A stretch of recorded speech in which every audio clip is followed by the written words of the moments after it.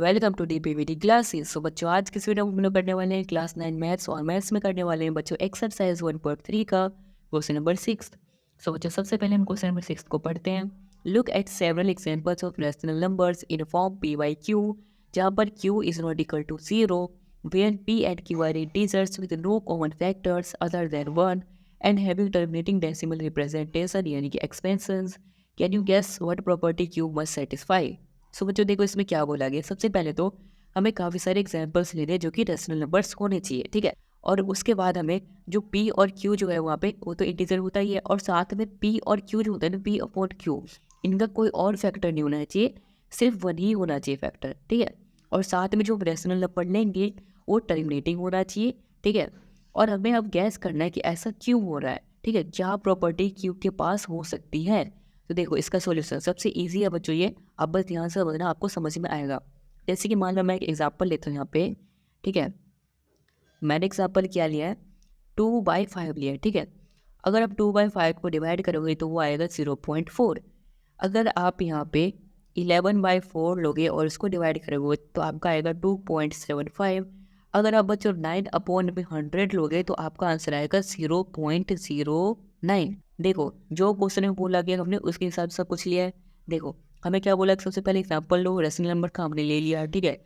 उसके बाद बोला गया था कि इसका सिर्फ एक ही होना चाहिए कॉमन फैक्टर, तो 2 और 5 में एक आ रहा है, 11 और 4 में भी एक आ रहा है, ठीक है।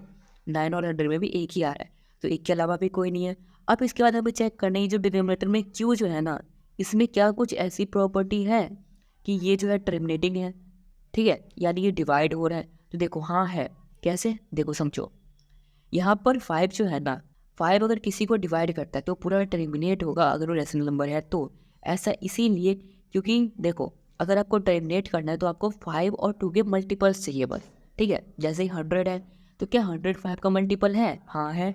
तो ये जो है डिवाइड हो जाएगा पूरा कम्प्लीटली। यहाँ पर देखो 4 है, तो क्या 4 का 2 का मल्टीपल है? हाँ है, 4 2 का मल्टीपल, तो इसीलिए कम्प्लीटली डिवाइड हो जाएगा। यानी कहने का मतलब ये है कि उसका जो डिनोमिनेटर है ना, बेस है ना, वहाँ पे 2 या फिर 2 के मल्टीपल्स होने चाहिए, या फिर 5 या फिर 5 के मल्टीपल्स होने चाहिए, ठीक है।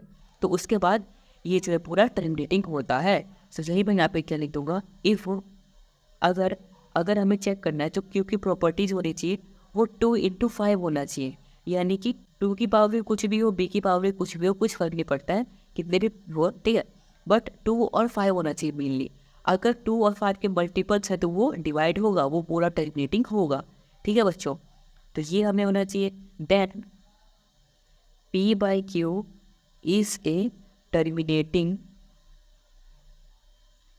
Decimal expansion. यानी कि बच्चों अगर आप ये चीज़ चेक कर लोगे ना कि 2 × 5 है उसका डिनोमिनेटर में क्यू में, ठीक है, तो आप बता सकते हो कि वो एक डेसिमल एक्सपेंशन जो है वो टर्मिनेटिंग होगा, ठीक है बच्चों। सो आई होप बच्चों आपको एक्सरसाइज 1.3 का क्वेश्चन नंबर 6 बिल्कुल आया होगा अच्छे समझ में।